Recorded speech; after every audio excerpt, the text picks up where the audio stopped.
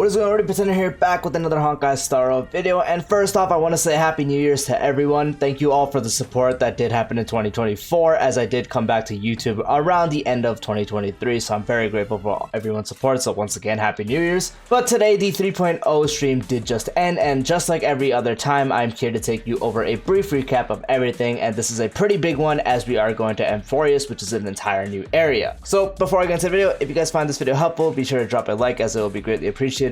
Be sure to subscribe if you haven't done so already, and turn on the bell icon for future videos like this, along with all other types of Star Rail content. Check the description to join the Discord and also my second channel, and let's get straight into the video. So as we do see, the trailer did just kind of start off with this stuff. So we got a brand new trailer, which was a combination of what we already saw from the preview, but it did show the characters. And so we have Anaxa, we had Amida shown, we have Aglaea, some stuff here, and it was just a lot of stuff. This whole shadow thing looked extremely cool. And the Elijah XP was also shown hugging RMC, so that's a big thing. So will she be playable in the future? I don't know. And obviously we have the Trailblaze continuance chapters, so new chapter is going to be a thing. It's going to be broken up to two parts of what they said. And this is not all the screenshots, but I did take a few screenshots of the new map here. There is a lot, and I don't want to have this entire video flooded with just map screenshots, so I just decided to take the few ones that did look the best. So very, very, very beautiful. A lot of stuff going on here. There's like an inside and outside, well, mostly all outside, but as we do see some like castle stuff here.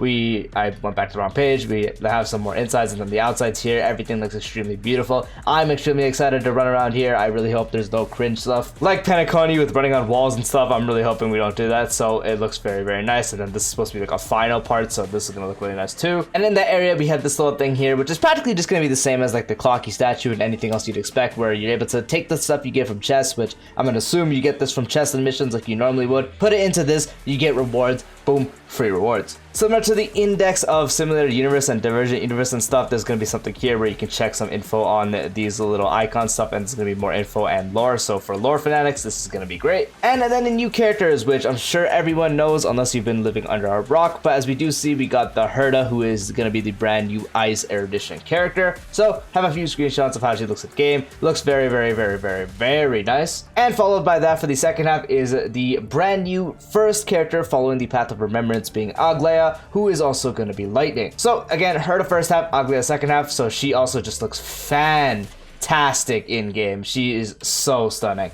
On top of that, this is not really a shocker, but we do have new enemies, as we do see here. This enemies, from what they did say, is like you attack them a lot, you break them, you can gain some buffs such as energy back. So the entire counterplay to them is going to be hitting them a lot, which is going to be what someone like Aglaea is going to be best at, and so other summon characters, since you get more output. And then there's a main dude, which is probably going to be a boss that we mainly fight. It's going to be an MOC, so big thing here as well. Has a mechanic where you're able to take half the HP of your units and impale them with the spear pretty much, so you don't have to break them and then get the HP back. And attacking a lot will give you more buffs and such, so the longer you attack and more you attack, the more buffs you can get. So that's going to be a gimmick for this one. And as we see the weakness right here, Ice, Lightning, and Quantum. It's maybe going to be a bit different at times, but Ice, Herta, lol. Then we got Lightning, Aglaea, lol. Quantum, I have no idea, lol. And they introduced a little dumb thief critter that is going to be taking your chest. So there was a chest here. Pretty much when you're about to claim a chest, sometimes this little thief will come out and steal your chest, and eventually you're gonna have to find them and track them down. But next up, we have the main hype of the entire updates, which is the banners. So this banner, pretty alright, I guess. Natasha, yikes. Asta, if you don't have her E6 by now, is good, and then Moe's for people is gonna be good. Orsa icon wise is alright as well. So we got Herta, and we are featuring the return of the triple rerun banners. So we are getting the return of Linksha and her Lycon, Feixiao and her Lycon, so that entire patch is just back for some reason, and Jade, the goat, and her Lycon. So we are featuring a triple banner rerun, so the same thing that we did have in 2.5, which funny enough is when Feixiao came out, and now the next time it happened is when Feixiao reruns, so big funny there. And then the second half banner is also nice. We have Tingyan for the millionth time, we have Hanya and Sushang for some reason, and the Lycons on the second half for the actual main Lycon banner is also pretty nice. The brand new one, as you do see here, subscribe for more is whatever, and we do have the most broken Lycon in the game, being Dance Dance Dance, so if you don't have Dance Dance Dance, you definitely want to pick this up because it is a broken Lycon. And to drop salt on the wound, if the first half wasn't so brutal, we are getting a second triple rerun, so this means we are getting 4 banners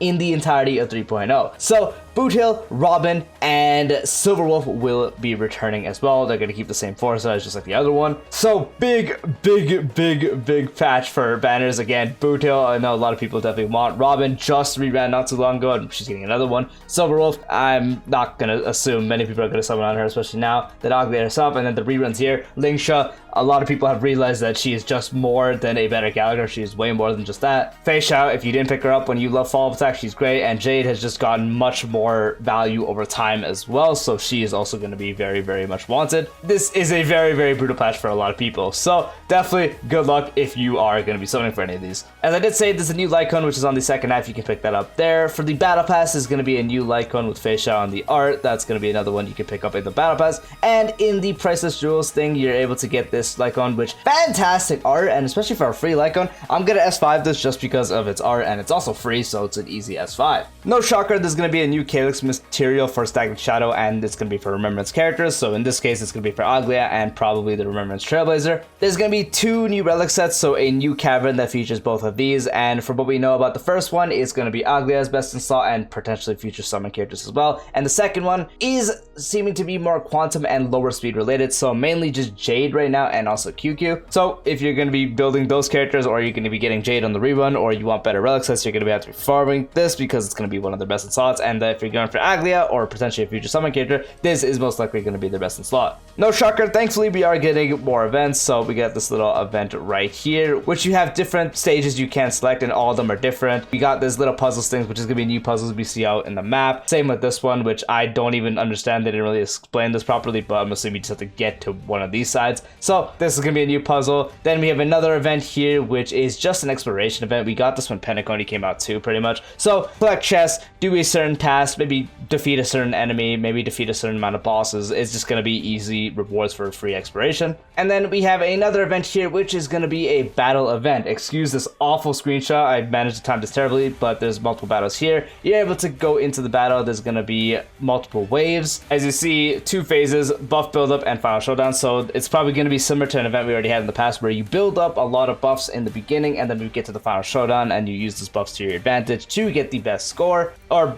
hit the score that they require you to hit to get the rewards. It's not going to be anything crazy, but W battle event. And no shocker, we are getting a Gift of Odyssey, so log in throughout the week. We do have Genshin Anniversary right here. So once again, log in through a week, claim a multi. It's something we get every patch. But right as we do get into the 3.0 update, we're going to be getting a free 10 pull. So we have 10 tickets. You could save that, or you could use it on the Herta or one of the reruns, whatever you want to do. Plus the dice for the new actual re-rolling relic system, which I already have videos covering on it. I'm not going to go into depth about it here, but yes, we're going to be able to re-roll relics. Yes, we're going to be able to choose the main stats and subsets. So again, you can definitely check out my channel for the videos regarding those. I will definitely have a updated one soon. But yeah, we're getting one of those. And then we do also have some optimizations. There is pretty much a thing you could hit. I didn't get the screenshot it fast enough, but you hit it. I'll just pretend it's something right here. You hit it and you get a movement speed boost, so you're able to run faster. So nice for exploration. As I was mentioning, the new Wishful Resin, you know, you're able to choose the stats. Again, nothing too new right here. Rerolling stats as well. And it did seem like all the info going around was indeed real, as we are getting the March 7th skin finally. This is extremely hype. We are finally getting the March 7th skin, so we're gonna be able to get it for free.